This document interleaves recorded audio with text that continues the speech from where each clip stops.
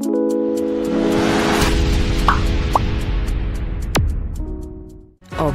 adalah seni.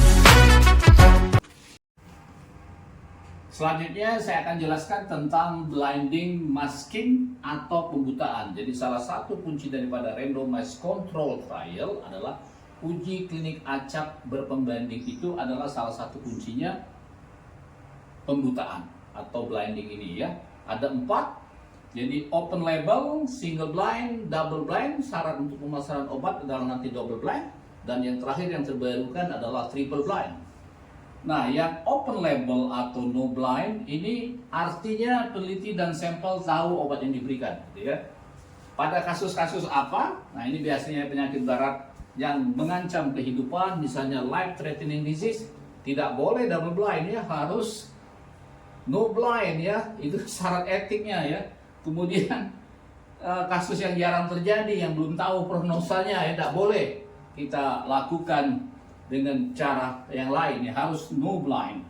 Yang dan terakhir adalah karena masalah etik. Baru untuk meningkatkan validitas daripada open label ini biasanya kita lakukan namanya single blind atau buta tunggal ya. Sampel tidak tahu ya, tapi peneliti tahu obat yang diberikan ya. Sampel tidak tahu obat yang diberikan, peneliti tahu obat yang diberikan ya.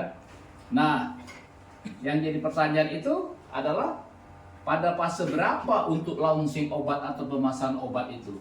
Biasanya pada saat double blind ya. Jadi double blind itu menurut GCP itu adalah ini ya, untuk pemasaran obat, untuk launching obat harus double blind, tersamar ganda. Artinya peneliti dan sampel tidak tahu obat yang diberikan. Nah, inilah pentingnya nanti antara obat yang diteliti dengan pembanding atau drug of choice itu diberikan dalam bentuk ukuran, rasa, warna, dan cara pemberian yang sama untuk membuktikan bahwa itu diberikan secara buta ganda atau tersambar ganda ya. Jadi biasanya kalau untuk pemasaran obat, kalau tidak ada masalah etika, kita lakukan pemberian dengan placebo, kita bandingkan dengan placebo. Nah, menurut WHO ada trias WHO ya, 300, 3.000, 30.000 sampel ya untuk pemasaran obat itu. Kalau kita pengen tahu 1% efek samping obat 300 sampai 0,01% efek samping obat.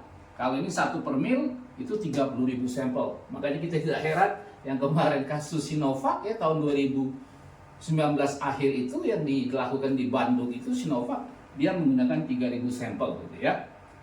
Oke, jadi dibandingkan 1.500 dengan Sinovac, 1.500 itu dengan placebo. Baru yang terakhir triple blind. Triple blind ini artinya peneliti sampel termasuk penganalisa statistik ya. Kalau kita lihat sekarang secara dari clinicaltrial.gov itu adalah sekarang triple blind yang terbaik ya. Jadi penganalisanya juga harus pihak independen yang tidak tahu kelompok mana obat yang diberikan, sehingga betul-betul pure gitu ya, tidak ada keterlibatan, tidak ada kepentingan di dalam penelitian. Itu dulu, mudah-mudahan bermanfaat. Terima kasih telah menonton. Silakan subscribe, follow, and share. Ciao.